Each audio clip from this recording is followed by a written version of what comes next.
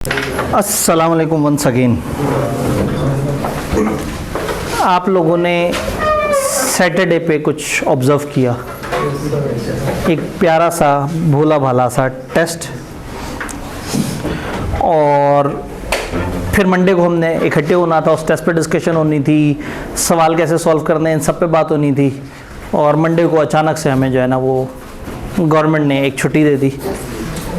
अगर सादा public holiday होती तो शायद हम बिल्कुल भी इस पर जज्बाती ना होते। हम शाम रात तक बिल्कुल जज्बाती नहीं थे जब हमें आखिरी नोटिफिकेशन आया, उन्होंने कहा जी ये एक लाजमी करने वाली छुट्टी है, ये आपकी ऑप्शन नहीं है, ये इजहार यकजहती है।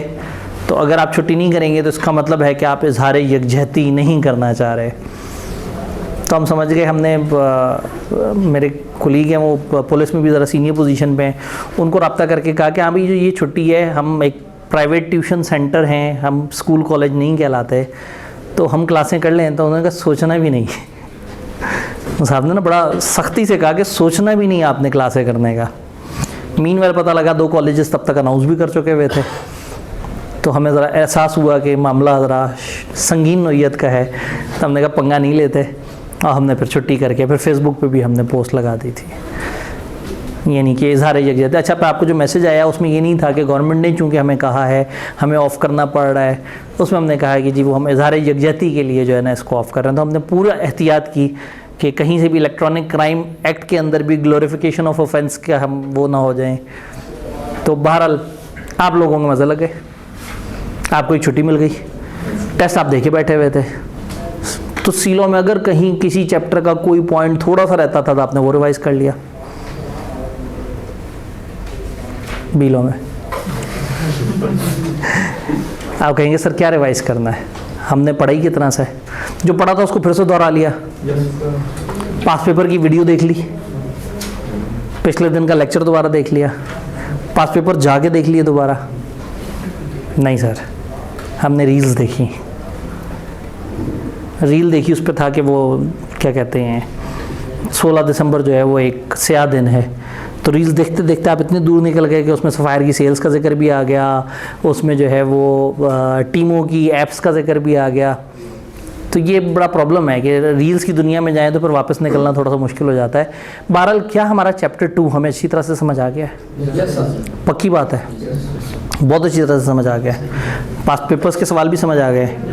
जो टेस्ट दिया उसमें क्या हालात वाक़यात थे लिखते हुए, गेम समझ आती थी आपको? हमारी डिस्कशन हुई थी कि मुख्तलिफ तरह के टाइप के सवाल उनके साथ क्या करना है। तो थोड़ा सा देखते हैं कि हमने टेस्ट में आपने क्या परफॉर्म किया। क्या हमारे पास यहाँ टेस्ट नहीं है? वैसे टीम मेंबर वो आज छुट्टी पे हैं, तो उन्होंने कुछ आपको बताया नहीं? ओए तो बड़ा नाजुक सा मामला है। वो तो कोई मसला नहीं, हमारे पास पिछली स्लाइड तो होंगी। नहीं जी, हमारे टीम मेंबर छुट्टी पे हैं, लेकिन मैं टेस्ट कहीं ना कहीं से ढूंढूंगा।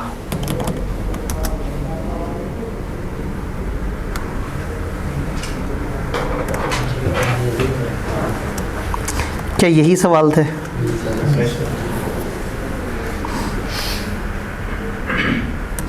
सियाल और कोट वाला था एक, वो मिल गया। फिर मिस्टर सिब्बी और वो जो मैंगोज़ वाला था वो भी, एनलेस दिस और वो जो 2 लाख की मोटरसाइकिल थी, यही टेस्ट था। अचानक से हमारे दिमाग ने काम किया और हमें टेस्ट एक जगह से मिल ही गया।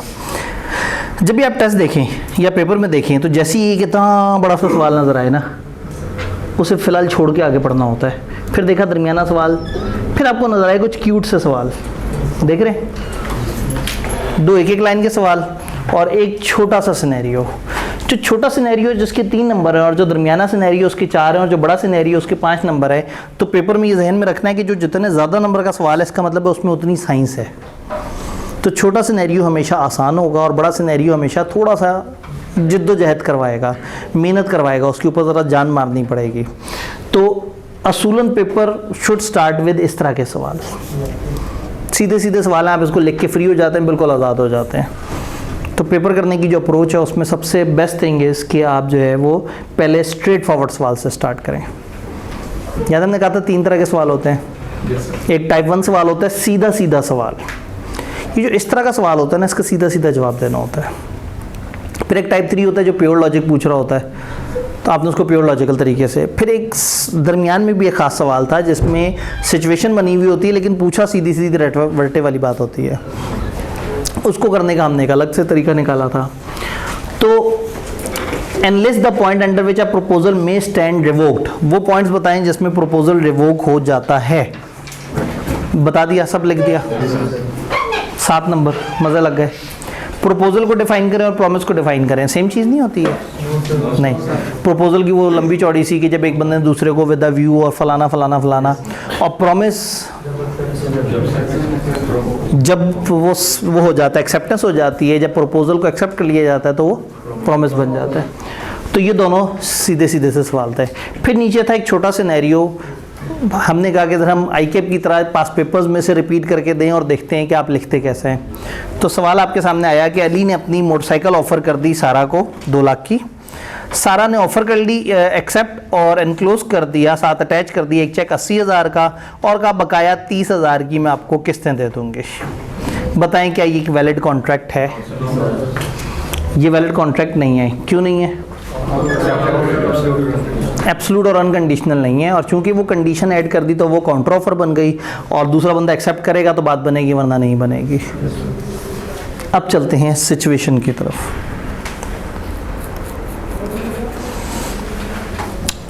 मिस्टर सिब्बी ने मिस्टर कोयटा को बड़ी मज़ेदार सी ऑफ़र की। मिस्टर सिब्बी ने मिस्टर कोयटा को कहा कि भाई मेरी ख्वाहिश है कि मैं आपको 4 kg मैंगोज़ दूं अगर आप 80 रुपये दे दें पर केजी तो। As you know that by nature mango is perishable item. ये क्या चीज़ होती है? जल्दी ख़राब हो जाने वाला item. Therefore after waiting for your letter of acceptance for 3 days, आपका 3 दिन तक आपके एक्सेप्टेंस का मैं इंतज़ार करूंगा। After waiting for that I will supply mangoes even if your letter is not received. आपका ख़त नहीं भी आया तो भी मैंने मैंगो आपको सप्लाई कर देने हैं। As the rate offered by me is quite low, जो मैंने रेट ऑफर किया बहुत ही ज़बरदस्त है। And surely beneficial for you, और आपके लिए फ़ायदेमंद ही होगा। Therefore I would surely assume, मैं ये यकीनन अज्यूम कर लूँगा that you have no problem in paying that amount. However if you do want to reject my offer do communicate within 3 days। उसने कहा भाई मैं आपको मैंगोज़ देना चाहता हूँ और मैंगो का रेट मेरी नज़र में जो है वो 80 रुपये है, तो अगर आपको समझ आता है तो हम ये कॉन्ट्रैक्ट कर लेते हैं। मैं आपको जो लेटर भेज रहा हूँ, अगर आपने मुझे 3 दिन तक जवाब नहीं दिया, और चूँकि मैंने रेट बहुत ही हल्का दिया है, बहुत अच्छा दिया है, आपके लिए फ़ायदेमंद दिया है, तो मैं एज्यूम कर लूँगा कि आपने एक्सेप्ट कर लिया। चूँकि मैं मैंगोज़ को ठहरा नहीं सकता ज़्यादा देर, मैं आपको सप्लाई कर दूँगा। लेकिन अगर आपने रिजेक्ट करना है तो मुझे बता दें। तो इसमें प्रॉब्लम क्या नज़र आई हमें? Negative conformation. नेगेटिव कन्फर्मेशन क्या होती है भला? ये कह देना कि तुम्हारी तरफ से खामोशी का मतलब है यस। हमने कहा था खामोशी का नो मतलब लिया जा सकता है, खामोशी का यस मतलब नहीं। तो ये जालिम ने कह दिया कि तुम खामोश रहे तो मैं यस कंसिडर कर लूँगा, लेकिन अगर तुम्हें नो कहना है तो फिर बोल देना। तो गलत बात की, दिल में सोच लेना है ये गलत हुआ है, कुछ नेगेटिव कन्फर्मेशन नहीं होनी चाहिए, ये कॉन्ट्रैक्ट मुनासिब नहीं है। अब देखते हैं सवाल क्या कह रहा है। As per the requirement of contract 1872 please specify any deficiency in above offer. Offer में बताएं कोई डेफिशिएंसी है, हम बताएंगे हाँ जी इसमें नेगेटिव कन्फर्मेशन है। और क्या इसको एक करेक्ट ऑफर ग्रेड किया जा सकता है?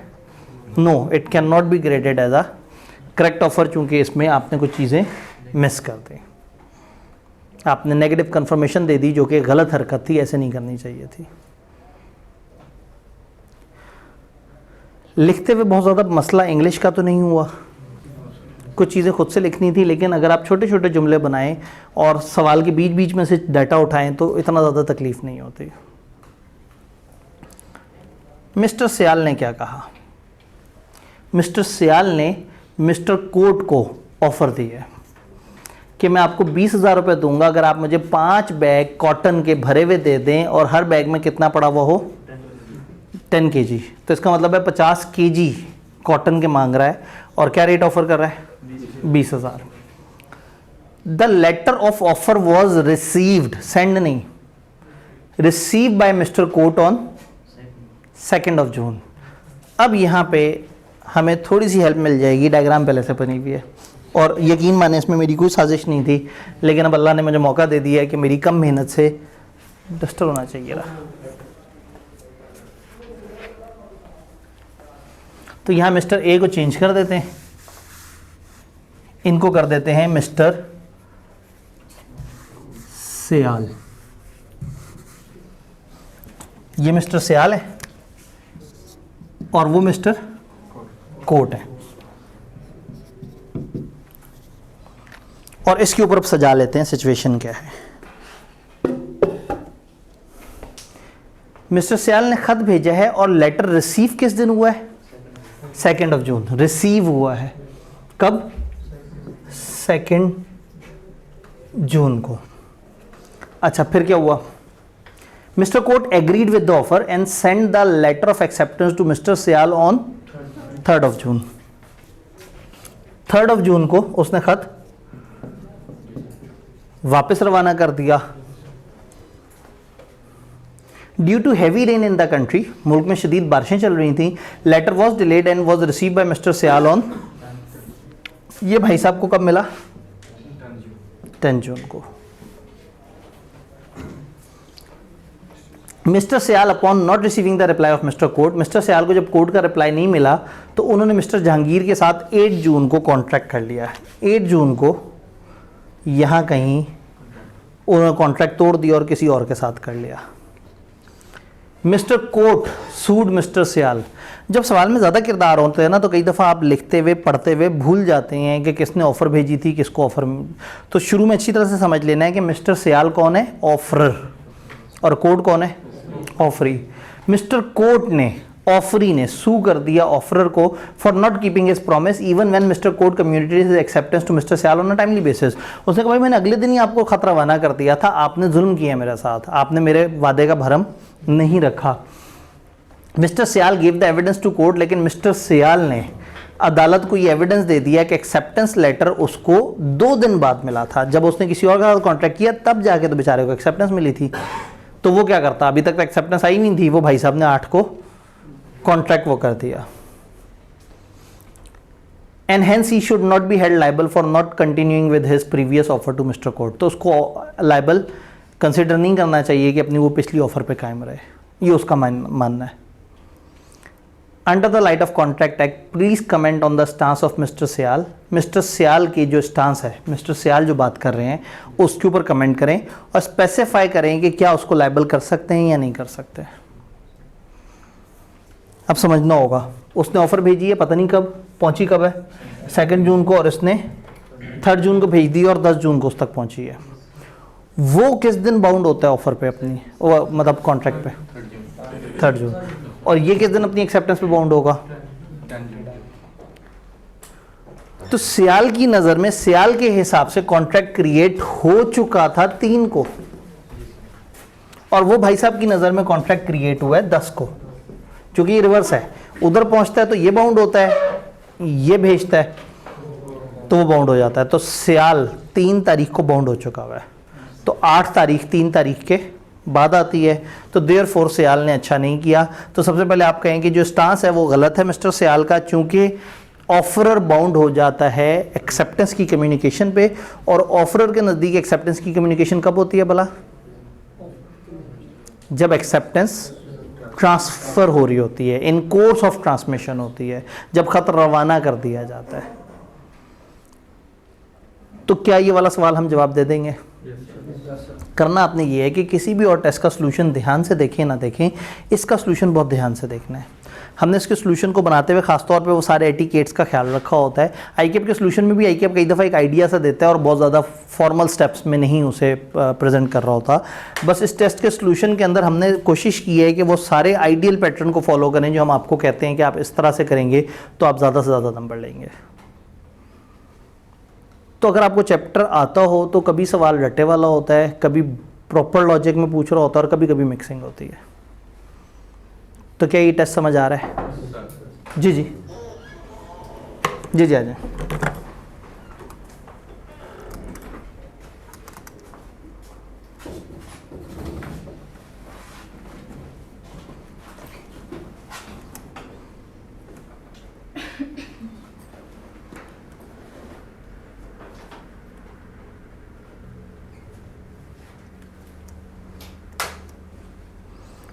आज का हमारा मेन मुद्दा,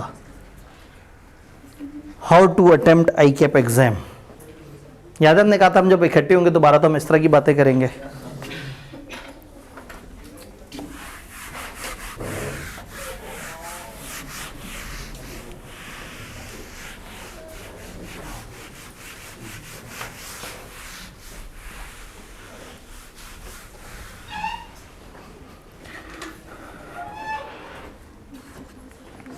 सबसे पहले तो एक यूनिक बात जो कि इससे पीछे आपने नहीं देखी थी, PRC में। PRC का इम्तिहान आपका कैसे होता था? MCQ बेस्ड होता था, कंप्यूटर पे जाते थे, सामने ऑप्शंस आ रही होती थी, उसमें से टिक करते थे। ये है पेपर बेस्ड एग्जाम, पहली बात, ये पेपर बेस्ड है। दूसरी बात, इसमें 15 मिनट्स रीडिंग टाइम है।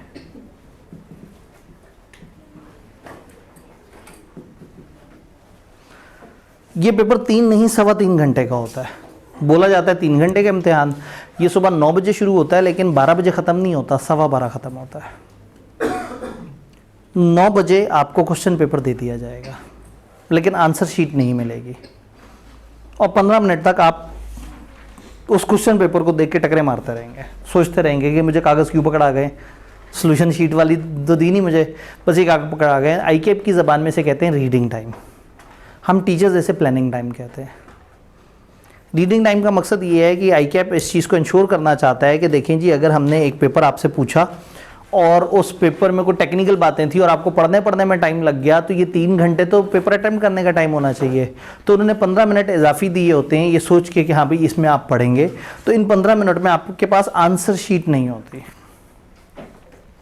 इन 15 मिनट में क्या करें, 2-3 अप्रोचेज हैं। एक अप्रोच ये है कि लोग क्या करते हैं, कुछ भी नहीं देखते, सिर्फ MCQs को अच्छी तरह से समझना शुरू कर देते हैं।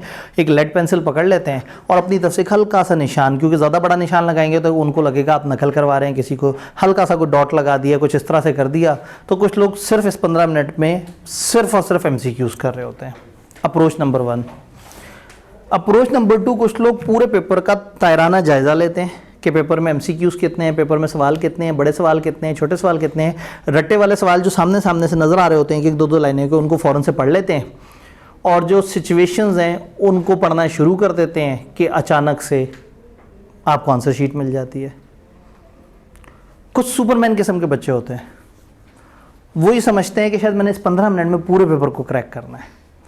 वो जल्दी से एक सिनेरियो पढ़ते हैं, बहुत जल्दी से उसे पढ़ रहे होते हैं, जहन में जो पॉइंट्स होते हैं लेड पेंसिल से पकड़ के साथ छोटे से पॉइंट्स लिख देते हैं। अगला सवाल, हाँ इसमें वो 2-3 आइडियाज़ हैं, साइड पे लिखते हैं। अगला सवाल, इसमें हाँ ये 2-3 आइडियाज़ होंगे, यूँ लिखते हैं। और 15 मिनट में वो पूरे पेपर के सारे सवालों के साथ छोटे से अपने की आइडियाज़ लिख चुके होते हैं। तो इतने कम टाइम में पूरे पेपर को तेज़ी से पढ़ने के लिए उन्होंने क्विक स्किमिंग की, जिसकी वजह से अक्सर सवाल समझ नहीं आए, और जितना समझ आया उन्होंने पॉइंट्स लिख दिए। अब जब वो पेपर करने बैठेंगे तो उस वक्त सवाल ध्यान से नहीं पढ़ेंगे। सवाल को देखते साथ ही उन्हें होगा हाँ इसके तो मैंने ये 3 की पॉइंट्स बनाए थे, और वो आंसर उन्हीं 3 की पॉइंट्स देंगे जो 15 मिनट के अंदर पूरे 100 नंबर के पेपर के बारे में सोचा था। ये भी अच्छी अप्रोच नहीं है। अगर आपको लगता है कि हाँ भाई मैं MCQs कर लूँ तो ठीक है, आप फिर जो अदर देन MCQs है उसको फिर रीडिंग टाइम ख़त्म होने के बाद स्टार्ट करें। और अगर आपको लगता है कि नहीं सिर्फ MCQs नहीं, मैंने पेपर का आइडिया लेना है, तो आइडियली वो 15 मिनट में आपने प्लान करना है पेपर में सवाल कितने हैं। सवालों को देख के जो सिनेरियो ज़रा बड़े लग रहे हैं उनको मार्क कर दिया कि हाँ भाई ये लास्ट आवर के लिए है। दरमियाने छोटे सिनेरियोज नज़र आए और रट्टे वाले सवाल नज़र आए, जल्दी से रट्टे वाले सवाल पढ़ लिए और अंदाज़ा लगा लिया कि हाँ भाई ये 6 सवाल हैं, इनमें से 5 तो मुझे बड़े अच्छे आते हैं। फिर छोटे से सिनेरियोज हैं उनको पढ़ा जा सकता है, लेकिन इस टाइम पे बहुत ज़्यादा ज़रूरी नहीं है कि आप टाइम लगाएं, क्योंकि आपके पास पूरा पेपर करने में टाइम होगा। तो आप ये ज़रूर आइडेंटिफाई कर लें कि पेपर में ये सीधे छोटे सवाल हैं रट्टे वाले, ये दरमियाने सिनेरियो और ये बड़े सिनेरियो। जो बड़े सिनेरियो वो लास्ट आवर के लिए, दरमियाने सिनेरियो सेकंड आवर के लिए, और जो सीधे सवाल है वो फर्स्ट आवर के लिए। अब चूंकि आपने सिनेरियो नहीं पढ़ने, तो शायद ये हरकत आप 10 मिनट में करके फ्री हो चुके हो कि आपने आगे पीछे करके सीधे रट्टे वाले सवालों को आइडेंटिफाई कर लिया है, और उसके बाद आपने कैटेगरी बना ली है कि मैंने पहले करने हैं, फिर बाद में करने हैं, फिर बाद में करने हैं। 5 मिनट बच गए, MCQs को पढ़ना शुरू कर दिया, और MCQ में जो सीधे MCQs हैं उनको हल्का सा मार्क कर लिया। जैसी आंसर शीट मिली पहले उनको पेपर में मार्क किया और फिर बाकी MCQs को पढ़ा। कोई ज़िद नहीं है कि आपने MCQ 15 के 15 करने हैं तो आगे जाना है, कोई आपको रोकेगा नहीं। आपने 7 वो MCQs किए जो आसान थे, टिक हो गया। अब 8 ऐसे MCQs हैं जिसमें इतना बड़ा सिचुएशन है, उसे पढ़ेंगे, समझेंगे, गौर करेंगे, दिमाग लगाएंगे, 5 मिनट लगेगा और मिलना 1 नंबर है। तो जो 7-8 आसान थे वो तो आपने शुरू में कर दिए। अब ये जो बाकी 7-8 हैं इनको छोड़ दें उसी लास्ट आवर के लिए कि जब आप बैठे हुए होंगे और कुछ नहीं समझ आ रहा होगा तो थोड़ा सा इनसे भी लड़ लेंगे, क्योंकि ये अब जो रह गए हैं ना, ये हर MCQ लेगा 5-5 मिनट और देगा 1 नंबर। तो अगर आप ये 7 MCQ या 8 MCQs पे 35 से 40 मिनट लगा दिए और उसने नंबर आपको इतने थोड़े से देने हैं, तो उससे बहुत बेहतर है कि वो वाला टाइम कहीं और लगा लिया जाए। तो आइडियली रीडिंग टाइम में प्लानिंग कर ली कि सीधे सवाल टेढ़े सवाल कौन से हैं, डिवाइड कर लिया और हौसला कर लिया कि अरे वाह 40 नंबर तो सीधा सीधा रट्टे वाले हैं या 30 नंबर तो सीधे सीधे रट्टे वाले हैं। हौसला सा हो जाता है कि हाँ भाई इतने तो मेरी ग्रिप में है। और उसके बाद MCQs में से आसान वाले MCQs करने शुरू कर दिए, और जब वो आसान पूरे हो गए और बाकी ज़रा टेढ़े MCQs लग रहे हैं तो सोच लिया कि जब मैं पेपर के एंड पे बैठा हूँगा और मुझे नहीं समझ आ रहा होगा कि अब क्या करूँ, उस वक्त कर लूँगा। तो शायद जब आप रट्टे वाले सवाल करके फ्री हों तो 1 घंटा गुजर चुका हो, आप MCQ 7-8 कर चुके हैं और रट्टे वाले सवाल फ़र्ज़ करें आपने 35-40 नंबर के कर लिए हैं।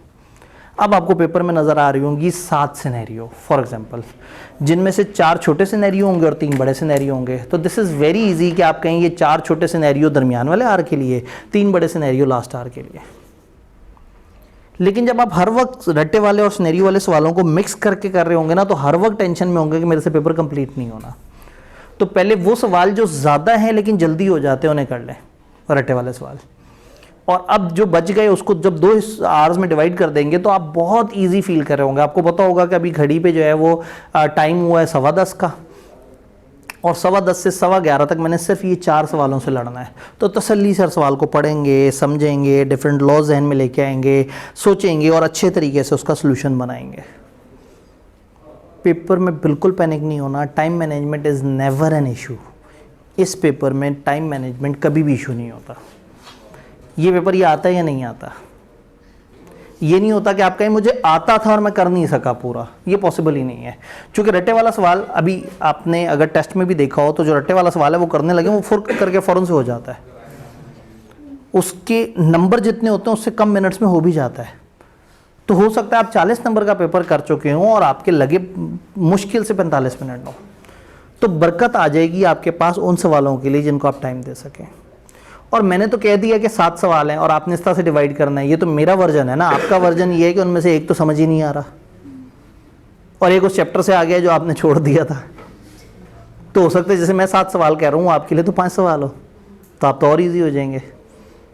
आप अपने इर्द गिर्द देखेंगे कुछ बेवकूफ़ लड़के 7 के 7 सवाल कर रहे होंगे, तो आप कहेंगे कितने बेवकूफ़ हैं, नंबर तो मिलने फिर इनको भी नहीं है। फिर अपने बारे में कहेंगे कि अच्छा मैंने सिर्फ 5 सवाल करने हैं 2 घंटे में। तो आपने फिर उन 5 सवालों को इतना बना सवाल के कर देना है कि शायद उन 7 सवालों से ज़्यादा आपके अच्छे हों। तो कभी कभी ये भी स्ट्रेटेजी होती है कि एक सवाल नहीं समझ आ रहा तो आप टाइम ही नहीं लगाते, आप उसे साइड पे रखते हैं और आप बाकी पेपर को टाइम दे रहे होते हैं। लेकिन जब आप लास्ट आवर में हो तो एक चीज़ याद रखनी है, आपने MCQ सारे नहीं किए हुए, आपने कुछ छोड़ दिए थे एंड के लिए। तो जब वो टाइम आता है ना, जब सिनेरियो पढ़ रहे होते हैं समझ भी नहीं आ रहा, तो बंदा कहता है बस अब तो मैं बिल्कुल फारिग हो गया, अब नंबर और कहाँ से मिलेंगे। फिर याद आता है कि एक एक नंबर के कुछ सवाल रहते हैं, फिर उधर जाते हैं, उनमें से जितने पेपर एंड होने के टाइम तक हो गए वो करके और एग्जामिनर को हवाले कर देते हैं। बात कुछ समझ आ रही है। अब एक इम्पॉर्टेंट बात जो आपके लिए जानना काफ़ी शदीद ज़रूरी है, आपका पेपर होता है ई मार्किंग बेसिस पे। ई मार्किंग आपके स्क्रिप्ट्स की इलेक्ट्रॉनिक मार्किंग होती है। AI मार्किंग नहीं कह रहा मैं, आर्टिफिशियल इंटेलिजेंस वाली मार्किंग नहीं हो रही, इलेक्ट्रॉनिक मार्किंग हो रही है। इलेक्ट्रॉनिक मार्किंग का मतलब ये है कि आपने लाहौर में जाके पेपर दिया, इस्लामाबाद जाके पेपर दिया, किसी और जगह पेपर दिया, आप जिस मर्जी सेंटर में गए आपने पेपर दिया, आपके पेपर फिजिकल पेपर इकट्ठे होंगे, उसको स्कैन किया जाएगा, हर सफ़े का एक थंबनेल बनेगा और उसको कंप्यूटर में फीड कर दिया जाएगा। फिर कराची में जो आपके चेकर्स बैठे होंगे, फॉर एग्जांपल 4 चेकर्स हैं जिन्होंने पेपर चेक करना है, तो एक चेकर के पास क्वेश्चन नंबर 2 आया, 7 आया, 8 का A पार्ट आया और शायद 11 का B पार्ट आया। अब प्रोग्रामिंग सारी हुई हुई है। जब वो बैठे हुए होंगे तो फॉर एग्जांपल वो सवाल 2 चेक कर रहे हैं ना, तो उनके सामने एक शीशे की स्क्रीन पे हर बच्चे का सवाल नंबर 2 आ रहा है। सवाल 2 उन्होंने अच्छी तरह से देखा हुआ, सोल्यूशन उसका अच्छी तरह से देखा हुआ, बस हर बच्चे के नंबर टिक करने हैं, उन्होंने नंबर सिस्टम में एंटर करने हैं, नेक्स्ट करना है, अगला वाला बच्चे का पेपर स्क्रिप्ट आ जाएगा। उन्हें नहीं पता वो किस बच्चे का पेपर चेक करें। हर उस बच्चे का क्वेश्चन नंबर 2 उनके सामने आ जाएगा जिसका क्वेश्चन नंबर 2 स्कैन हुआ था, और स्कैन करने वालों को पता था कि क्वेश्चन नंबर 2 है। अब आपका पेपर जितना समटाइम मैस हुआ होता है, उसमें मुश्किल होता है ढूंढना कि क्वेश्चन नंबर 2 आपने कहाँ किया था। तो ये जो आपको शीट मिलेगी ना, इसमें ऑफिशियली आपके पास ऊपर 3 बॉक्सेस बने हुए होंगे, यानी यहाँ से आपकी राइटिंग का टाइम शुरू होगा। राइटिंग की जगह लेफ्ट राइट आपके पास मार्जिन्स लगे हुए होंगे।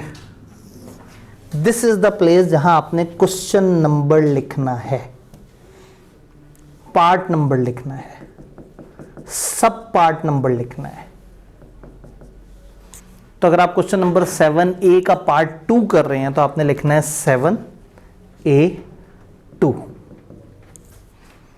अगर खाली 7A कर रहे हैं और उसमें कोई फर्दर पार्ट नहीं है तो 7A। और फर्स्ट करें खाली क्वेश्चन नंबर 7 है और उसमें कोई सब पार्ट्स ही नहीं है, तो आपने यहाँ 7 लिखना है। लिखते गए अगले पेज पे गया, अगले पेज के टॉप पे दोबारा से आपने 7 लिखना है। ऐसा बहुत कम होता है कि बीलो में अगले सफ़े पे चला जाए हमारा सवाल। एक जुमला पूरी तरह से सुन के समझ के रखना है। पेपर में हर क्वेश्चन का हर पार्ट और हर पार्ट का हर सब पार्ट नए पेज पे करना है। बिल्कुल तरस नहीं खाना। आई कैप पे 7A सवाल था, 2 लाइनों में ख़त्म हो गया। अब आप नीचे देखें इतनी जगह है और टीचर ने कहा कि 7B अगले सफ़े पे लेके जाना है, तो अगले सफ़े पे लेके जाना है। कोई तरस नहीं खाना उनके पास कि इतना सारा पेज इनका ज़ाया जाएगा, क्योंकि 7A का एक अलग इमेज है जो स्कैन होके अलग थंबनेल बनना है, और 7B शायद किसी और बंदे ने चेक करना है। शदीद मजबूरी हो तो फिर सवाल मिक्स कर सकते हैं। अगर 7A और B ऐसा है कि A में एक बात और B में उसी का आगे से जवाब देना है, तो मोस्ट प्रॉब्ली फिर चेकर भी सेम होगा। तो ऐसे में क्या करना है, फर्स्ट करें 7A और 7B आपके ज़िम्मे, आपको एक ही सफ़े पे करना पड़ रहा है। तो यहाँ पे लाइंस लगी हुई हैं, आपने सबसे पहली लाइन में लिखा पार्ट A एंड B, ताकि जब स्कैन हो तो वो आपका थंबनेल देखें। क्योंकि होना क्या है, स्कैन एक इंसान ने करना है और उस इंसान ने कंप्यूटर को एलोकेट करना है कि ये जो मैंने सफ़ा स्कैन किया था ये 2A था, ये 7B था। उसने मार्क करके उसको रेलिवेंट जगह पे रख देना है। उसके बाद ऐसे इंसान का काम खत्म हो गया और कराची में बैठे एग्जामिनर के पास क्वेश्चन नंबर 2 पूरे पाकिस्तान के सारे बच्चों का सामने आ गया। तो जिसका स्कैन नहीं हुआ होगा वो चेक नहीं होगा। आपका सवाल 2 एक सफ़े से अगले सफ़े पे गया और आपने उसको ऊपर टॉप पे नहीं लिखा नंबर दोबारा से, तो गुमान ये है कि स्कैन करने वाला ना उस सफ़े को स्कैन करके बाद में खुद कंफ्यूज हो रहा होगा, ये पता नहीं बच्चे ने क्या किया, ऊपर तो कुछ नहीं लिखा हुआ। अगर बहुत ही अच्छा इंसान हुआ तो थोड़ा सा पीछे ध्यान से देख लेगा और खुद ही से लिख देगा ये क्वेश्चन नंबर 2 है। लेकिन अगर वो अच्छा ना हुआ तो आप नंबर लूज़ कर सकते हैं। तो ई मार्किंग के अंदर जो एहतियात है वो ये है कि आपने आंसर स्क्रिप्ट को बहुत ध्यान से यूज़ करना है। मार्जिन्स के इधर नहीं लिखना, इधर नहीं लिखना। हर पेज के नीचे एक बारकोड लगा हुआ होगा। बारकोड समझते हैं? इस तरह से करके कुछ लाइन साइंस लगी हुई होंगी। अब होता ये है कि हम सबकी आदत होती है कि हम कभी ख्यालों में बैठे हो, किसी चीज़ को सोच रहे हो, एक सवाल देख रहे हैं, समझ ही नहीं आ रहा, बैठे हुए हैं, बैठे बैठे ना ये लगा कि ये पता नहीं खाली जगह क्यों है बीच में, इसको भरना शुरू हो गए। सवाल देख रहे हैं, समझ नहीं आ रहा, सोच रहे हैं। इसके साथ बिल्कुल नहीं छेड़छाड़ करनी, क्योंकि ये स्कैन, मतलब जब स्कैन होता है तो ये आपका आइडेंटिटी नंबर होता है इस कागज़ का। इसके ऊपर अगर आपने ऐसी भी लाइन लगा दी ना, तो गुमान ये है कि पूरा पेपर आपका, पूरा ये सफ़ा शायद चेकिंग वालों के सामने ना आए। तो जब आप पेपर में जाएंगे, वेरी फर्स्ट टाइम जो पेपर आप करने जा रहे होंगे, और अगर आप लोगों ने ये पेपर उठाया हुआ है तो बहुत ज़्यादा चांसेस हैं कि सबसे पहले यही पेपर आए। चूँकि आईकेप की जो तरतीब है उसमें ये बहुत ही स्टार्ट में आ जाता है, ट्यूसडे वाले दिन इसका इम्तिहान हो जाता है। तो शायद सबसे पहला पेपर आपका यही होगा। तो कोई बात नहीं, हमारे इस पेपर में मार्जिन है। आपने एक दफ़ा सफ़े पे इंस्ट्रक्शंस लिखी होंगी, सारी ध्यान से पढ़नी है कि आपने क्या क्या एहतियात करनी है, कौन से सफ़े पे नहीं लिखना। जो पहला सफ़ा होता है पेपर का उसकी बैक साइड पे नहीं लिखना होता, आखिरी सफ़े पे नहीं लिखना होता। तो कुछ एहतियातें होती हैं। शीट बहुत बड़ी होती है, 32 सफ़े होते हैं जिनमें से 3 यूजेबल नहीं होते, 29 सफ़े होते हैं। 29 सफ़े are much more than enough, बड़ी बारीक लाइनें होती हैं। तो अगर आपने टू द पॉइंट सही लिख दिया है तो बहुत कम चांस है कि बी लॉ में आपको एक्स्ट्रा शीट लगानी पड़ जाए। कुछ कुछ बातें समझ आ रही हैं? तो हमने एक तो बारकोड के साथ नहीं छेड़छाड़ करनी, हमने हर सवाल का हर पार्ट और हर सब पार्ट नए पेज से स्टार्ट करना और हर पेज के टॉप पे आपने उसका रेफरेंस देना है। यहाँ पे सवाल नंबर नहीं लिखना जो हमें अभी तक आदत होती है। हमने सवाल नंबर यहाँ लिखना है, इस लाइन के इधर और इस लाइन के उधर कुछ नहीं लिखना। वो रिकमेंड करते हैं कि आप तरतीब से इसको लिखें और लाइन खाली ना छोड़ें, लेकिन अगर आपको ज़रा प्यारा करने के लिए एक लाइन छोड़नी पड़ जाए तो ये कोई बहुत बुरी बात नहीं है। फिर एक चीज़, ब्लैक कलर, ब्लैक पेन हो सकता है, ब्लैक बॉल पॉइंट हो सकता है, ब्लैक मार्कर हो सकता है, ब्लैक पॉइंटर हो सकता है, लेकिन जेल पेन नहीं हो सकता और ब्लैक के अलावा कोई कलर नहीं हो सकता। आईकैप में यू आर नॉट अलाउड कि आप ब्लैक के अलावा किसी और कलर से लिखें। और उस दिन जब आप अचानक से ब्लैक कलर से लिखना शुरू हो जाएंगे ना तो आपको बहुत गंदा लगेगा, क्योंकि ब्लैक कलर को बहुत खूबसूरत तो नहीं इमेज देता और उनकी शीट पे जो लाइंस हैं वो भी ब्लैक हैं। तो ब्लैक लाइंस पे ब्लू लिखा हुआ फिर भी खुशनुमा लगता है, लेकिन ब्लैक पे ब्लैक लिखा हुआ बड़ा कचरा सा हो जाता है। उस दिन आपको अचानक से अपना पेपर गंदा लगना शुरू हो जाएगा, कॉन्फिडेंस डाउन हो जाएगा। तो उस दिन मत करें तजर्बा, अभी से शुरू कर लें।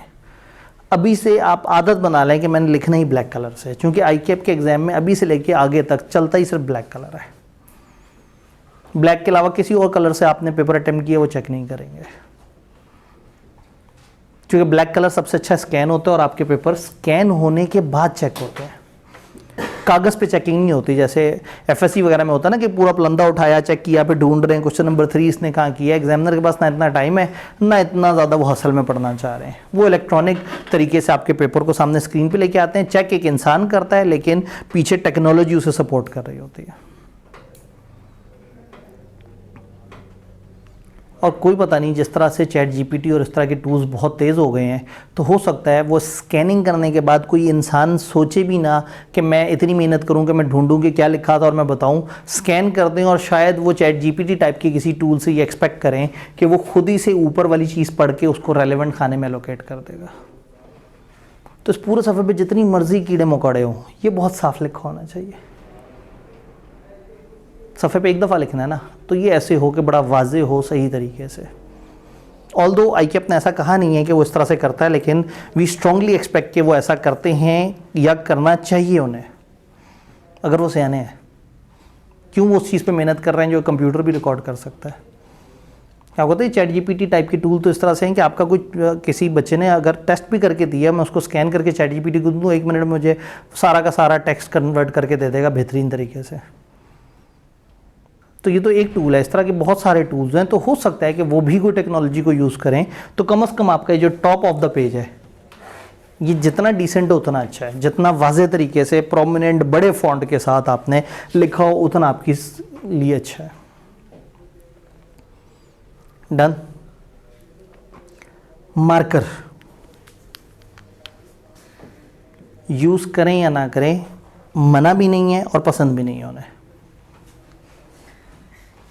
मना भी नहीं है, उन्हें पसंद भी नहीं है। जैसे मकरू नहीं होता, एक हलाल होता है, एक हराम होता है, एक मकरू होता है कि हराम नहीं है लेकिन कराहत आती है कि ना हो तो ज़्यादा बेहतर है। तो ब्लैक मार्कर मकरू है, मना नहीं है, आप यूज़ कर सकते हैं। लेकिन आईकैप ये मानता है कि अब ये बच्चे बड़े हो गए हैं, अब ये वो बच्चे नहीं रहे कि कायदा आज़म के 14 नुकात हैं तो 14 अलग अलग हेडिंग्स होंगी, हेडिंग के नीचे खाली जगह होगी, फिर नीचे लिखेंगे, फिर खाली जगह छोड़ेंगे, फिर अगली हेडिंग देंगे। अब वो वाले बच्चे नहीं हैं, वो नहीं चाहते कि आप लोग मार्जिन लगाएं, वो खुद ही से मार्जिन लगा के आपको दे देते हैं। वो सिंपली ये चाहते हैं कि बस आप बैठें और टू द पॉइंट आंसर दें। तो ऐसे में वो कहते हैं कि मार्कर यूज़ करने से बच्चों का टाइम वेस्ट होता है। वो पहले मार्कर ओपन करते हैं, उसकी तरफ आते हैं, फिर उसे बंद करते हैं, दोबारा बॉल पॉइंट उठाते हैं, फिर से लिखते हैं, खामखा प्रेजेंट करने के चक्कर में रहते हैं, जबकि प्रेजेंट करने के आईकैप में नंबर नहीं है, हेडिंग के नंबर नहीं होते उस जगह जहाँ उन्होंने सीधी सीधी बात पूछी होती है। और अगर उन्होंने कहा होता है कि हमें आइडेंटिफाई और एक्सप्लेन करो, हमें हेडिंग दे दे के बताओ, तो फिर हेडिंग के नंबर होते हैं। अदरवाइज मार्कर से हेडिंग देने का कोई इजाफी यहाँ पे बेनिफिट नहीं है। फिर एक और बात, जब आप मार्कर से एक सफ़ा लिखेंगे ना और जब वो स्कैन होगा तो एक सफ़े की बैक पे अगर एक और सवाल पे भी आपने मार्कर यूज़ किया है तो क्या होगा, वो थोड़ा सा आर पार दिख रहा होगा। जब वो स्कैन होगा ना तो आपकी अपनी लिखाई पे पिछले सफ़े का जो मार्कर है उसका इमेज आ जाएगा, और शायद वो उनके लिए ज़्यादा अच्छा रीडेबल ना हो तो उन्हें उलझन आए कि यार बच्चे क्यों यूज़ कर रहे हैं मार्कर। तो हो सके तो मार्कर की आदत ख़त्म कर दें। लेकिन अगर आपको बहुत शदीद आदत है और आप नहीं छोड़ना चाहते तो मार्कर शुड भी बारीक निब वाला मार्कर, वो मोटा मार्कर नहीं होना चाहिए जो जिसको काट के आपने खुशखती वाले स्टाइल में लिख रहे होते हैं, या जो ज़रा जो फैल रही होती है जिसकी इंक, फिर बिल्कुल ही पॉइंटेड। इसी तरह से पॉइंटर बारीक बारीक निब वाला पॉइंटर। लेकिन अगर ऐसा हो जिसकी इंक फैल रही हो तो ये जेल पेन कहलाता है, मना है। और रीज़न आपको समझ आ रही है कि क्यों मना है, कि स्कैनिंग अच्छी नहीं होगी पेपर की। तो अभी से आदत बना लें, कुछ बॉल पॉइंट या किसी खास तरह के बारीक निब वाले पॉइंटर पे अगर आपका हाथ सेट हो जाए। इवन पेन भी अलाउड है, मैंने अपने पूरे कैरियर में सिर्फ पेन ही यूज़ किया है, क्योंकि मेरी राइटिंग बड़ी गंदी थी तो मुझे लगता था पेन से थोड़ी सी बेहतर हो जाती है, उतना भी काफ़ी था, क्योंकि बॉल पॉइंट से मेरी लिखाई बड़ी ख़राब हो जाती थी। तो पेन मना नहीं है, लेकिन फिर अच्छी क्वालिटी का पेन हो, वो ना हो जो इंक छोड़ता हो, और ऐसा हो जो हाथ पे सेट हुआ हो। तो ये सारी बातें शायद लग रहा होगा कि हम टाइम ज़ाया कर रहे हैं, हम आगे क्यों नहीं पढ़े, लेकिन ये बड़ी शदीद ज़रूरी बातें हैं कि पेपर में पहली दफ़ा अपीयर होने से पहले आपको पता होना चाहिए कि ये क्या है और किस तरह से। फिर जब एग्जामिनेशन पे बात हो ही रही है तो हो सकता है आप में से कुछ ऐसे लोग हों जो रात बड़ा अच्छा जाग के पढ़ लेते हैं और बड़ी अच्छी तैयारी हो जाती है। सुबह फजर तक जागे, फजर पढ़ी और उसके बाद सो गए और फिर उठे और फिर थोड़ा सा दोपहर में पढ़ लिया। कुछ बच्चे होते हैं जो सुबह उठ के पढ़ रहे होते हैं। अच्छा, पेपर इन सारे बच्चों का सुबह 9 बजे है। इसका मतलब है कि पेपर से पिछली रात की नींद भी बड़ी ज़रूरी है। आप अचानक से सुपरमैन नहीं बन जाएंगे जब पेपर से पिछले दिन आप सोचेंगे कि आज मैं टाइम से सोऊंगा ताकि मैं सुबह टाइम से उठ के चला जाऊँ। नींद नहीं आनी उस दिन।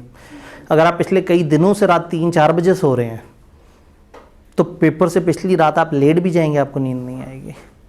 तो पेपर से पिछले वीक में अपने आप को उस टाइम टेबल पे ले जाएं जो आईकैप वाला टाइम टेबल है।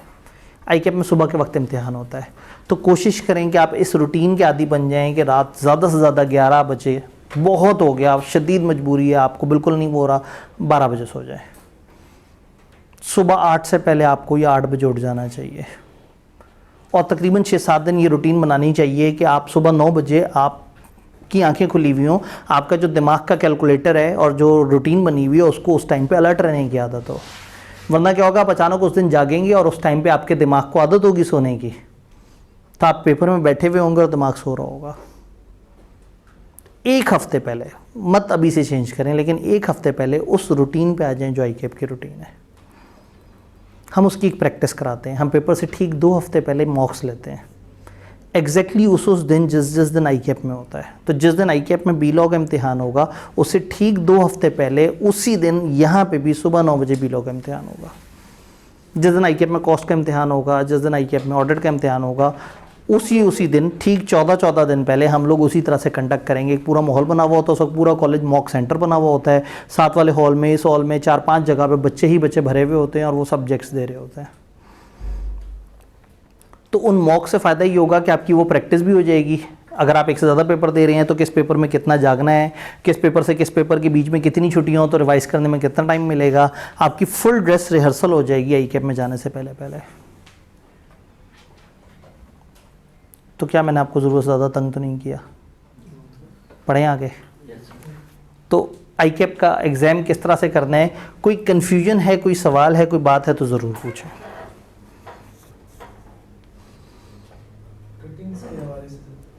कटिंग पेपर में अगर आप कटिंग करके दोबारा लिख दें, आईकैप बिल्कुल माइंड नहीं करता, लेकिन आपने उसको बहुत ज़्यादा गीची मीची नहीं करना। उसको सिंपल सा एक बड़ा एलिगेंट सा उस पर कट लगाएं कि ठीक है जी, ये बॉल पॉइंट आपने लिखा था, ये सही जुमला नहीं लगा, आप इसको ऐसे कट कर दें। अगर तो आगे जगह है तो लिख दें, नहीं तो उसके ऊपर छोटा सा करके लिख दें। तो पेपर में कटिंग के नंबर नहीं कटते, लेकिन अगर आपके एक ही सफ़े पे 15 दफ़ा कटिंग होगी तो वो उलझ ज़रूर जाएंगे। उन्हें लगेगा कि बच्चा बस पता नहीं अब क्या कर रहा है। इसको पता नहीं चीज़ें याद हैं भी या नहीं। तो पहली बात, क्या कटेंगे नंबर कटते हैं? नहीं। Number 2, grammar. क्या ग्रामर के नंबर कटते हैं? अगर ज़रूरत से ज़्यादा तकलीफ़ नहीं दी आपने उन्हें तो नहीं। आई क्या अज्यूम करता है कि बच्चा है देसी, वो को बहुत ज़्यादा विलायती बैकग्राउंड से नहीं आ रहा, बहुत ज़्यादा ओ लेवल ए लेवल वाले मुश्किल से 10% से भी कम लोग होते हैं। ज़्यादातर वो होते हैं जिनकी स्कूलिंग बहुत ज़बरदस्त नहीं होती या बहुत परफेक्ट उनकी ग्रामर नहीं होती, उनका एक्सप्रेशन अच्छा नहीं होता। और जो चेकर्स होते हैं वो भी बहरहाल ज़िंदगी गुजार रहे होते हैं अपनी टूटी बची ग्रामर के साथ ही। तो अगर आपका जुमला पढ़ के समझ आ रहा है तो थोड़ी बहुत हैज़ की जगह हैव लिख दिया, थोड़ा सा कुछ और इस तरह से कर दिया तो खैर है, चल जाता है। सेम गोज़ विद छोटे स्पेलिंग एरर्स। अगर आपने हल्के फुल्के स्पेलिंग एरर किए हैं तो चल जाएगा काम, अगर हल्के फुल्के। लेकिन अगर आपको बहुत आदत है और आप बहुत ज़्यादा स्पेलिंग एरर कर रहे हैं और हर सफ़े पे स्पेलिंग ही ख़राब हुए हुए हैं सारे, तो हल्का फुल्का एरर उनके लिए काबिल कबूल है। वो समझते हैं कि ठीक है, लोगों से ये गलतियाँ होती हैं। जी, हेडिंग के नीचे जो लाइन लगाते हैं, मर्ज़ी आप लाइन लगाएं, मर्ज़ी या ना लगाएं, उनको कोई वो नहीं। मैं अपने टाइम पे मार्कर तो उन्होंने, मतलब हमारे टाइम पे तो एब्सोल्युटली मना किया था, आपके टाइम पे तो फिर उन्होंने कहा कि यूज़ करना चाहें तो कर लें। तो मैं क्या करता था, मैं जो हेडिंग अगर लिखनी है, फॉर एग्जांपल मैंने लिखनी है ऑफ़र, तो ऐसे ऐसे ऐसे ऐसे करके मैं उसको हाईलाइट कर देता था और यहाँ लिखना शुरू कर देता था। उससे वाज़े हो जाता था कि हाँ भाई ये एक ज़रा प्रॉपर किस्म की हेडिंग है।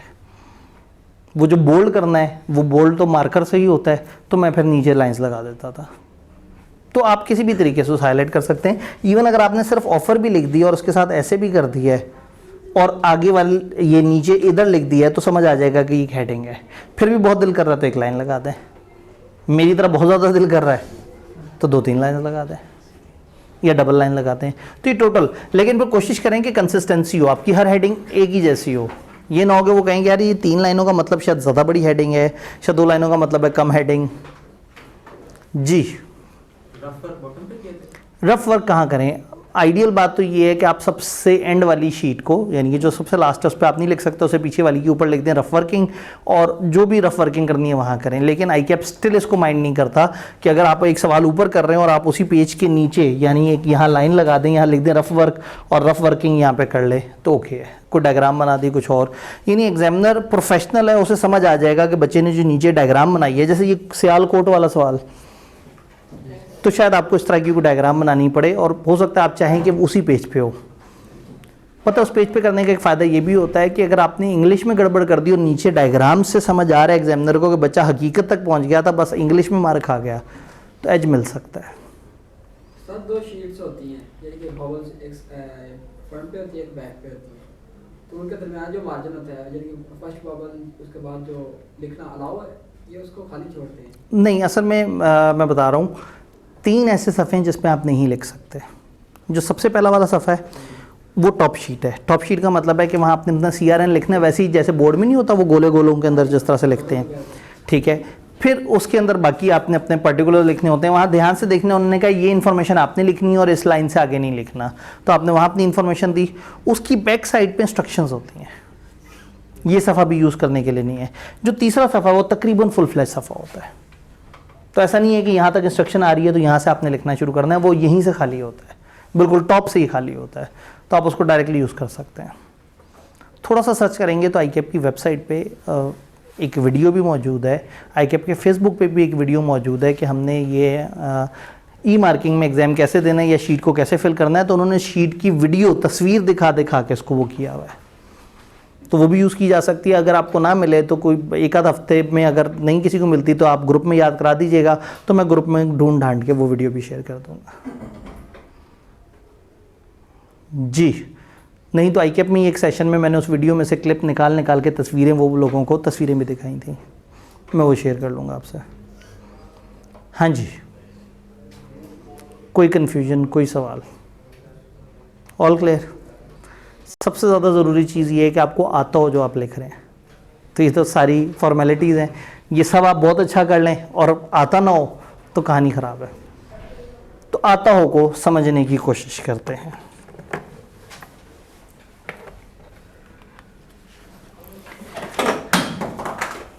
Validity of contracts and agreement. Chapter 2 में हमने क्या समझा? ऑफ़र क्या है, एक्सेप्टेंस क्या है। यानी प्रॉमिस से पीछे की बातें हम लोगों ने वहाँ पे पढ़ ली, लेकिन एक कॉन्ट्रैक्ट तब क्रिएट होता है जब उसमें फॉर्मेलिटीज़ पूरी हुई हुई हों। अगर फॉर्मेलिटीज़ पूरी नहीं हुई हुई तो हम उसको फिर वैलिड कॉन्ट्रैक्ट नहीं कहेंगे। कॉन्ट्रैक्ट में फॉर्मेलिटीज़ कितनी होती हैं? काफ़ी सारी फॉर्मेलिटीज़ होती हैं, लेकिन हमारे सिलेबस में 7 फॉर्मेलिटीज़ हैं जो पूरी हों तो एक वैलिड कॉन्ट्रैक्ट बनता है।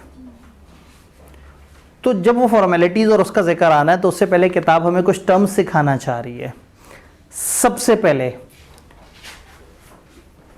Valid contract. वैलिड कॉन्ट्रैक्ट कैसे कहेंगे? An agreement enforceable by law is a contract. और एक होगा वॉइड एग्रीमेंट। वॉइड इस लफ्ज़ का कानूनी मतलब होता है मनसूख, बातिल, गलत, कानूनी तौर पे नॉट वैलिड। तो वॉइड एग्रीमेंट का क्या मतलब होगा? ऐसा एग्रीमेंट जिसकी कानूनी हैसियत नहीं है।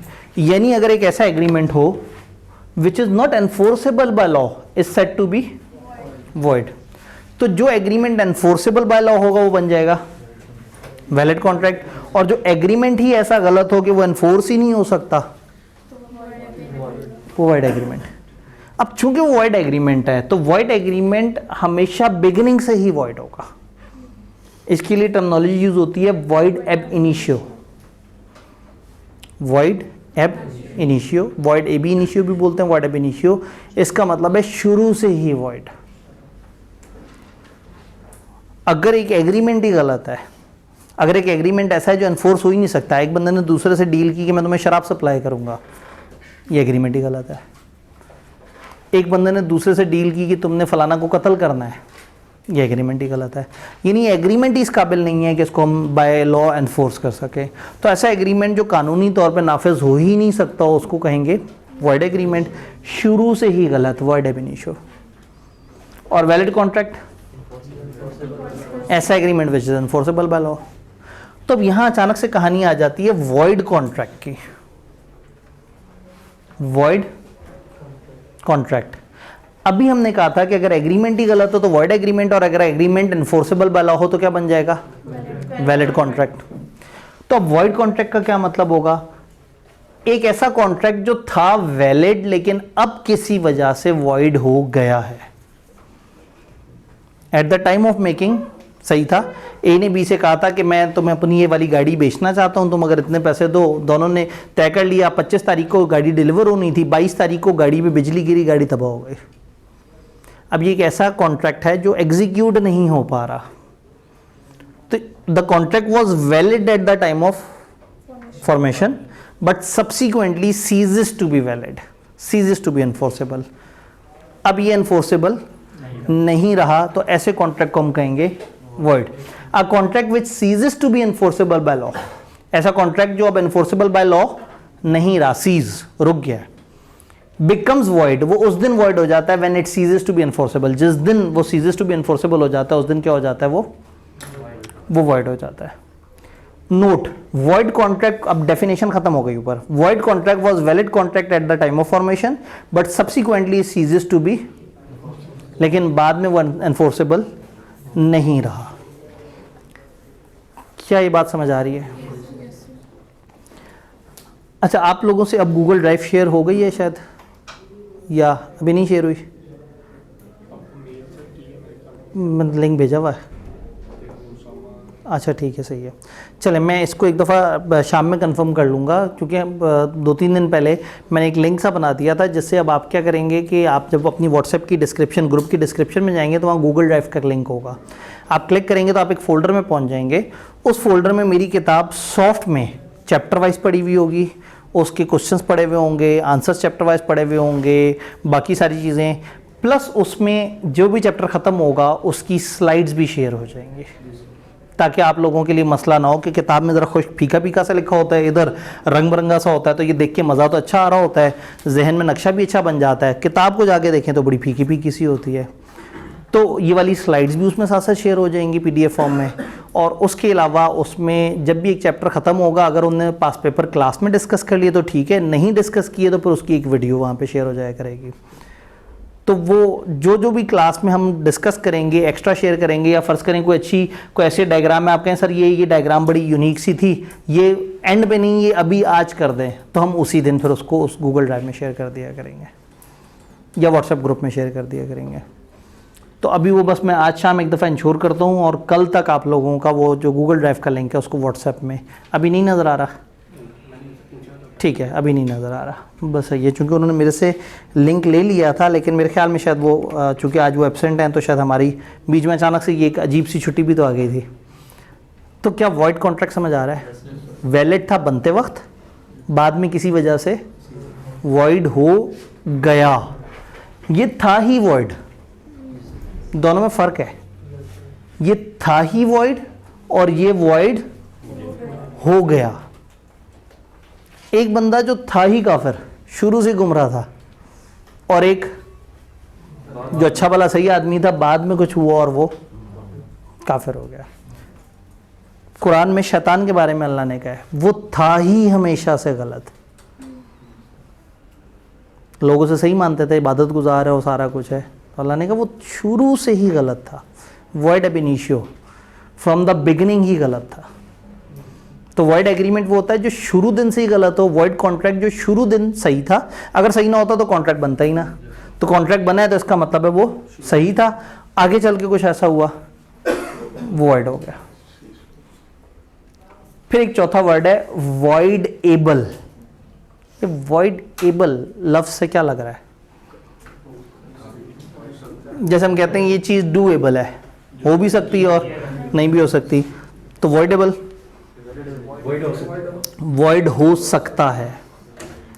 अगर एक ऐसा कॉन्ट्रैक्ट है जिसमें एक बंदे ने दूसरे साथ कॉन्ट्रैक्ट के दौरान कुछ जुल्म कर दिया, उसको हक नहीं दिया, उसके पैसे छीन लिए, कुछ उसके साथ इस तरह की नाइंसाफ़ी की जिसमें एक जालिम है और एक मजलूम है, तो लॉ समटाइम मजलूम को ये ऑप्शन देता है कि तुम बताओ इस कॉन्ट्रैक्ट के साथ क्या करना है।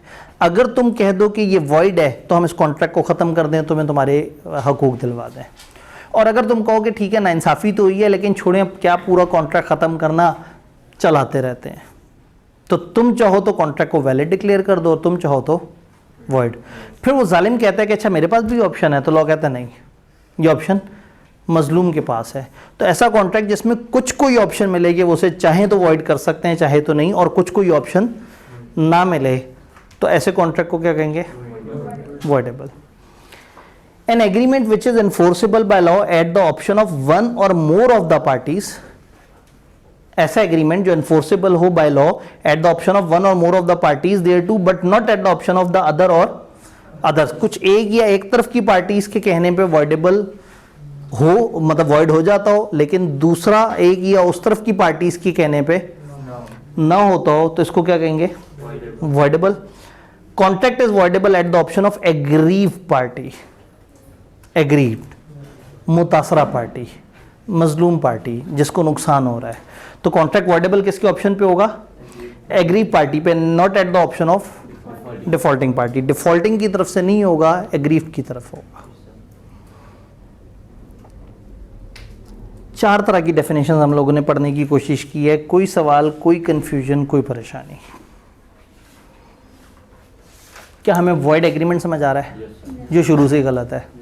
वैलिड कॉन्ट्रैक्ट जो शुरू ठीक हुआ है, वॉइड कॉन्ट्रैक्ट शुरू ठीक था, बाद में कुछ होने की वजह से वॉइड हो गया। बाद में ऐसा क्या हुआ, ये आज का हमारी बहस नहीं है। चैप्टर 2 से 5 तक हम कॉन्ट्रैक्ट बनाने तक देखते हैं, कॉन्ट्रैक्ट के बाद में क्या कुछ हुआ वो हम देखते हैं चैप्टर 6 से ऑनवर्ड। तो वहाँ जाके समझेंगे कि बाद में क्यों हो जाता है वॉइड। और वॉइडेबल कॉन्ट्रैक्ट जिसको मजलूम चाहे तो कैंसिल कर सकता है और चाहे तो उसको आगे चलाना चाहे तो चला सकता है। अब ऑफर और एक्सेप्टेंस हमें समझ आ गई है और ये चंद लीगल वर्ड्स हमें समझ आ गए हैं। अब देखते हैं कॉन्ट्रैक्ट के एसेंशियल्स क्या हैं। कॉन्ट्रैक्ट के हमारे सिलेबस में 7 एसेंशियल्स हैं।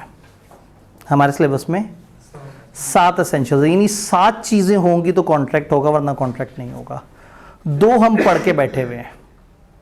एक सही ऑफर होनी चाहिए, एक सही एक्सेप्टेंस होनी चाहिए। यानी हमने देखना है कि वो क्या चीज़ें होंगी तो हमारा कॉन्ट्रैक्ट वैलिड माना जाएगा और क्या होगा तो वैलिड नहीं माना जाएगा। तो हमारे कॉन्ट्रैक्ट में 7 फीचर्स होने चाहिए। उन 7 में से 2 हमें पता है, वैलिड ऑफर होनी चाहिए, वैलिड एक्सेप्टेंस होनी चाहिए। चैप्टर 3 हमें 3 चीज़ों के बारे में बताएगा और चैप्टर 4 हमें 2 चीज़ों के बारे में बताएगा।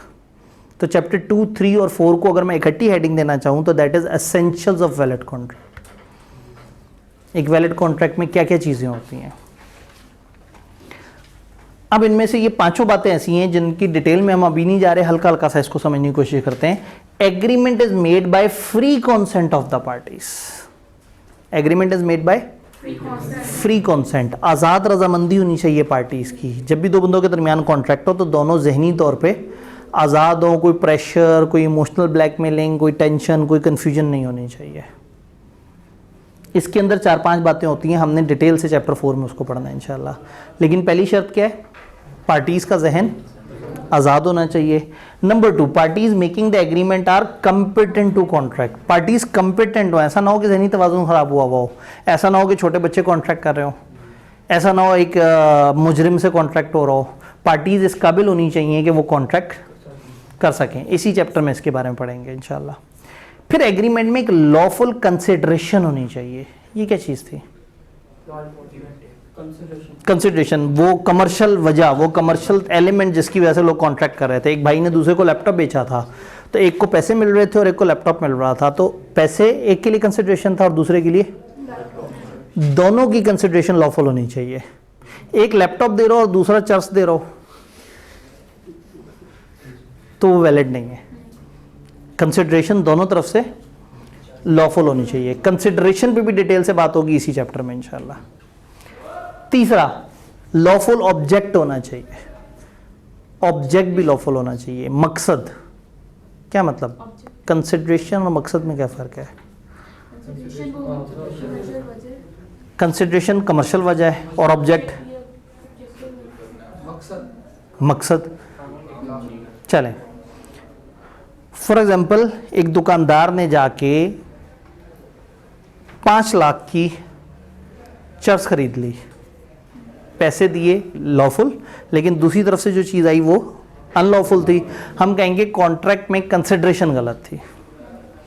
फर्ज करें अगर उसने चर्च नहीं गंदुम खरीदी होती तो कंसिडरेशन सही होती। उसने 5 लाख की गंदुम खरीदी। क्यों खरीदी? इसलिए कि आगे जब गंदुम शॉर्ट हो जाए मार्केट में तो मैं महंगी बेचूंगा। अब कंसिडरेशन तो लॉफुल है, गंदुम एक सही चीज़ है, जेन्युइन चीज़ है, और पैसे भी सही चीज़ है, दोनों में से कुछ इलीगल नहीं है। लेकिन वो वजह, वो मकसद जिसके लिए वो कॉन्ट्रैक्ट कर रहा है वो गलत है। तो अगर आपका मकसद ऐसा हो जो पाकिस्तान के अगेंस्ट हो, आपका मकसद ऐसा हो जिससे किसी को नुकसान पहुंच रहा हो, तो कॉन्ट्रैक्ट सही तब होता है जब उसमें कंसिडरेशन भी लॉफुल हो और जो मकसद है कॉन्ट्रैक्ट करने का वो भी लॉफुल हो। इसके बारे में भी ये चैप्टर बताएगा मैं, चैप्टर 3। देन आखिरी बात, agreement is not expressly declare to be void by. इस एग्रीमेंट को लॉ ने एक्सप्रेसली वॉइड डिक्लेयर ना किया हो, यानी कि लॉ ने ये ना कहा हो कि हाँ भाई ये वॉइड है, इसे ख़त्म कर दो। दोबारा सुन लें, एक लिस्ट ऑफ थिंग्स है जो लॉ ने कह दिया खबरदार ये हरकतें नहीं करनी, हमारी तरफ से ये मना है। तो 5वां एसेंशियल क्या है कि वो वाला एग्रीमेंट जो आप कर रहे हैं वो उस लिस्ट में ना हो which is expressly declare to be void. तो इसका मतलब है अगर आपसे कोई पूछेगा कि जी एक सही कॉन्ट्रैक्ट कब बनता है, तो आप कहेंगे भाई सबसे पहले तो एक सही प्रॉमिस होना चाहिए, और सही प्रॉमिस तब होता है जब ऑफर भी ठीक हो, एक्सेप्टेंस भी ठीक हो, और इस सही प्रॉमिस के बाद 5 और एसेंशियल्स भी चाहिए। मकसद भी ठीक होना चाहिए, कंसिडरेशन भी ठीक होनी चाहिए, पार्टीज कंपिटेंट भी हों कि कॉन्ट्रैक्ट कर सकें, जहनी तौर पे आज़ाद भी हों कि वो कॉन्ट्रैक्ट कर सकें, और ये उन लिस्ट में नहीं होना चाहिए जिसको लॉ ने मना कर दिया कि खबरदार ये वाले एग्रीमेंट नहीं करने। तो जिस दिन ये 5 या 7 बातें जेन्युइन होंगी, ठीक होंगी, तो वो जो कॉन्ट्रैक्ट बनेगा मैं कहूँगा वो सही है। और अगर ये एसेंशियल्स पूरे नहीं होंगे तो फिर कॉन्ट्रैक्ट को हम वैलिड कॉन्ट्रैक्ट नहीं कह सकेंगे। कौन कौन सी 5 बातें? ऑफर एक्सेप्टेंस के बाद फ्री कॉन्सेंट, आज़ाद रजामंदी होनी चाहिए, चैप्टर 4 में जाके पढ़ेंगे। कंपिटेंट टू कॉन्ट्रैक्ट, यानी कि वो इस काबिल होकर कॉन्ट्रैक्ट कर सके, इसी चैप्टर में पढ़ेंगे। लॉफुल कंसिडरेशन इसी चैप्टर में पढ़ेंगे, लॉफुल ऑब्जेक्ट इसी चैप्टर में पढ़ेंगे। एक्सप्रेसली डिक्लेयर्ड एज वॉइड नहीं होना चाहिए, ये चैप्टर 4 में पढ़ेंगे। क्या यहाँ तक बात समझ आ रही है? तो फिर अब इन एसेंशियल्स में ना सबसे कम डिस्कशन किताब ने की है लॉफुल ऑब्जेक्ट पे। तो आज हमने चूँकि टेस्ट पे भी डिस्कशन की, हमने कुछ और बातों में भी डिस्कशन की, तो कोशिश करते हैं कि फिर हम ज़्यादा बड़े पंगे में ना पड़ें, हम ये छोटे वाला एरिया कर लें। तैयार हैं? छोटे वाला एरिया, ये चीज़ें चल रही हैं, आपने इग्नोर कर देना है। Legality of object and consideration, chapter के एंड पे नजर आएगा आपको। हाँ जी, कुछ कुछ नजर आया? दिखाएं।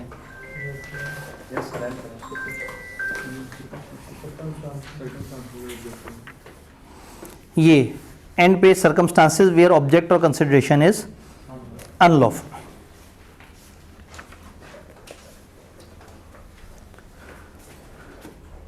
हर एग्रीमेंट जिसमें ऑब्जेक्ट या कंसिडरेशन अनलॉफुल होगी वो क्या कहलाएगा? वॉइड। तो अगर कंसिडरेशन या ऑब्जेक्ट में कोई चीज़ अनलॉफुल हो तो ये कॉन्ट्रैक्ट जो है वो सही नहीं है, ये एग्रीमेंट ही ठीक नहीं है, ये एग्रीमेंट शुरू से ही गलत है। तो हर वो एग्रीमेंट जिसमें कंसिडरेशन या ऑब्जेक्ट अनलॉफुल हो वो क्या होगा? कोई चीज़ अनलॉफुल कब होगी? जब इन 5 में से कोई एक हरकत हो रही हो उसमें। Number 1, it is forbidden by law, law ने मना किया हो। लॉ ने कहा है कि लाहौर में पतंग नहीं उड़ानी तो नहीं उड़ानी। लॉ ने कह दिया कि फ़लाना चीज़ की खरीदो फरोख्त गलत है तो गलत है। नज़रियाती तौर पे हमारा दिल जितना मर्ज़ी मानता हो उसे, हम चाहे जितना मर्ज़ी कहें कि कानून तो गलत बात कर रहा है, लेकिन हम चूँकि कानून पढ़ रहे हैं तो अनलॉफुल उसे कहेंगे जब आप वो करें जिसको लॉ ने मना कर दिया हो। ये बात समझ आ रही है? इन दो को छोड़ के ज़रा इधर चलते हैं। अगर इट इज़ फ्रॉडोलेंट, जो आप कर रहे हैं आपकी नीयत हो फ्रॉड करने की, जो आप कर रहे हैं अगर उसमें फ्रॉड नज़र आ रहा है, उन्हें नज़र आ रहा है किसी का नुकसान है, तो ये क्या होगा? Unlawful. Involves an injury to the person और प्रॉपर्टी ऑफ अनदर, किसी इंसान को इंजरी, ये वाले भाई ने साथ वाले भाई के साथ कॉन्ट्रैक्ट किया है कि सबसे पीछे वाली रो में जो भाइयों ने मुक्का मार के आओ, तो ये गलत हरकत है। तकलीफ पहुंचाने का कॉन्ट्रैक्ट, इंजरी देने का कॉन्ट्रैक्ट, किसी इंसान के जान माल किसी भी तरह से नुकसान पहुंचाने का जो एग्रीमेंट है वो वॉइड है। पर्सन को भी इंजरी नहीं पहुंचानी और उसकी प्रॉपर्टी को भी नहीं पहुंचानी। वर्ड प्रॉपर्टी आप जहन में रख लें, लॉ के अंदर जब आप प्रॉपर्टी पढ़ेंगे तो इसका पहला मतलब एसेट्स होगा, ज़मीन नहीं होगा। तो अक्सर जगह मैं कहूँगा उस बंदे की प्रॉपर्टी, कंपनी की प्रॉपर्टी, पार्टनरशिप की प्रॉपर्टी, तो मैं कहना चाह रहा हूँ उस बंदे के एसेट्स, पार्टनरशिप के एसेट्स। तो प्रॉपर्टी का लफ्ज़ लॉ में एसेट्स के लिए इस्तेमाल होता है। तो अगर आप इंजरी पहुंचा रहे हैं एक इंसान को या उसके एसेट्स को, तो वो गलत है। तो अगर लॉ ने मना किया वो भी गलत है, जो फ्रॉडुलेंट है वो भी गलत है, जिसमें इंजरी है किसी को वो भी गलत है। कोर्ट रिगार्ड इज इमोरल और अपोज टू पब्लिक पॉलिसी, अदालत कह दे कि जो आप कर रहे हो वो सही नहीं है। अब हो सकता है आप पाकिस्तान आज़ाद करने चले हो, आप जोश में हो, आपके हाथों में झंडे हों, आप नारे लगाते हुए जा रहे हो और आप कहेंगे आज हम पाकिस्तान को आज़ाद कराएंगे, और अदालत कह दे कि इस किस्म की हरकत इस वक्त अगेंस्ट पब्लिक पॉलिसी है, वो दफ़ा 144 लगा देते हैं कि अब लोगों का इकट्ठा होना, अब तो कभी भी लोगों का इकट्ठा होना गलत नहीं होता, लेकिन जब अदालत कह देती है कि अब लोगों का इकट्ठा होना गलत है, वसीतर मफाद के अगेंस्ट है, इमोरल है या अगेंस्ट पब्लिक पॉलिसी है, तो वो हरकत करना भी अनलॉफुल कहलाएगा। यानी जब कुछ आप ऐसा करें जिसको अदालत कह दे कि ये गैर अखलाकी है या ये पाकिस्तान के वसीतर मफाद के अगेंस्ट है, तो चाहे कानून में लिखा था या नहीं लिखा था, जो आप कर रहे हैं वो गलत है। तो अगर वो कह दें कि फलाना दिन अगर हमने छुट्टी दी है तो छुट्टी करनी है, क्योंकि इस वक्त छुट्टी मुल्क व कौम के वसीतर मफाद में है, तो हालांकि फॉरबिडन बाय लॉ नहीं था, कॉलेज खोलना, कॉलेज की मर्ज़ी है, किसी भी छुट्टी वाले दिन कॉलेज खोल के क्लासें कर सकता है, लेकिन उन्होंने कहा कि ये अवामुन नास के वसीतर मफाद में नहीं है। हम चाहते हैं कि लोग यकजहती दिखाएं, तो हम अगर कुछ ऐसा करेंगे जो बाय लॉ तो मना नहीं है, लेकिन अदालत की नज़र में ये ज़रूरी चीज़ है या ऐसा करने से नुकसान होगा और उससे हम बचने की कोशिश करें तो हमें बचना होगा। तो बहुत सारी ऐसी चीज़ें हैं जिसको अदालत कह देती है कि ये इस वक्त मुल्क में सही नहीं है। जब वो कह देते हैं तो भले वो लॉफुल हो, हम वो वाला काम नहीं करेंगे, वो अनलॉफुल की डेफिनेशन में आ जाएगा। तो अनलॉफुल किसे कहते हैं? जिसको लॉ ने मना किया है, जिसमें कोई फ्रॉड हो, जिसमें किसी इंसान या उसके एसेट्स को कोई नुकसान पहुंचा रहे हो, या जिसको अदालत कह दे कि ठीक नहीं है। Finally is of such a nature that if permitted would defeat the provisions of any law. इस नेचर का है कि अगर इजाजत दे दी तो बहुत सारे कानून टूट सकते हैं। यही पतंग उड़ाने वाला काम, लाहौर में पतंगबाजी पे पाबंदी है, लेकिन शायद फैसलाबाद में ना हो, शायद मुल्तान में ना हो, या शायद बन्नू में ना हो, शायद पेशावर में ना हो। तो लाहौर में कोई दुकानदार अगर पतंग बेचेगा तो वो इलीगल है, लेकिन अगर दुकानदार गवर्नमेंट को जाके कहे कि मैंने अपनी दुकान पे बड़ा बड़ा करके लिख के लगाया है कि ये पतंग लाहौर वालों के लिए नहीं है, और मेरे से पतंग वो आके वही ख़रीदे जिसके आईडी कार्ड पे लिखा हो कि वो लाहौर से बाहर किसी शहर से ताल्लुक़ रखता है, तो मना क्या था? लाहौर में पतंग बेचना। तो अगर वो कहे मुझे इजाज़त दे दें कि मैं लाहौर में नॉन लाहौरिये को पतंग बेच दूँ, आप मुझे अलाउ कर दें, गवर्नमेंट नहीं करेगी अलाउ। क्यों? क्यों भाई? लाहौर से बाहर तो पतंग पे पाबंदी नहीं है, फ़र्ज़ करें जिन शहरों की मैंने बात की है। जब हम लाहौर से बाहर की किसी ने वो ओरिजिन रखने वाले को पतंग बेचेंगे तो गुमान ये है कि वो अपने किसी दोस्त के लिए ख़रीद रहा होगा जो लाहौर का है, और लाहौर वाला बंदा नहीं ख़रीद सकता था, इलीगल है। लेकिन is of such a nature, ये इस नोयत का अरेंजमेंट है दैट इफ़ परमिटेड, अगर इजाज़त दे दी गई, would defeat the provision of any law, शायद कोई कानून टूट जाए।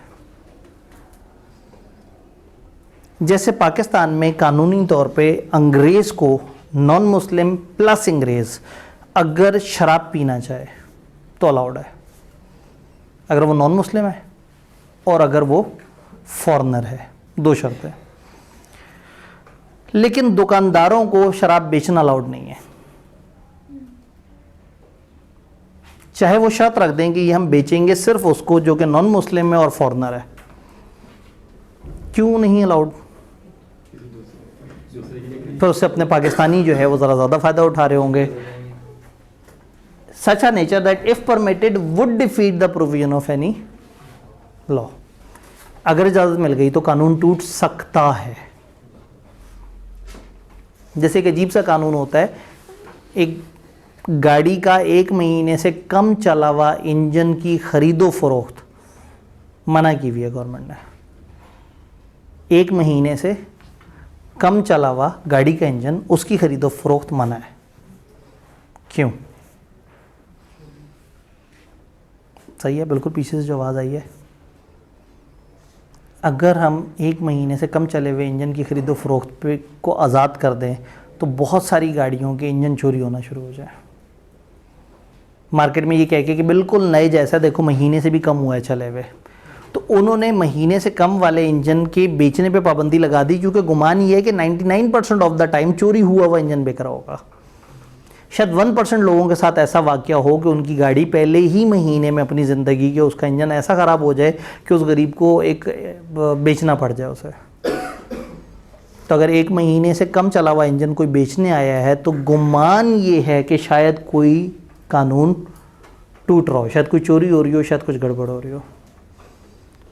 तो कुछ ऐसी चीज़ें हैं जिनकी इजाज़त इसलिए नहीं दी जाती कि अगर इजाज़त दे दी जाए तो शायद कोई ना कोई लॉ टूट जाए। तो अगर लॉ ने मना किया है, या लॉ को डर लग रहा है कि लॉ टूट सकता है, या अदालत ने मना कर दिया है, या उसमें कोई फ्रॉड है, या किसी इंसान या उसके एसेट्स को तकलीफ़ पहुंचाई जा रही है, इन 5 में से एक भी हरकत होगी तो अनलॉफुल हो जाएगा। और अगर एक एग्रीमेंट अनलॉफुल है तो वो वॉइड है, और वॉइड है तो उससे कनेक्टेड हर चीज़ वॉइड है।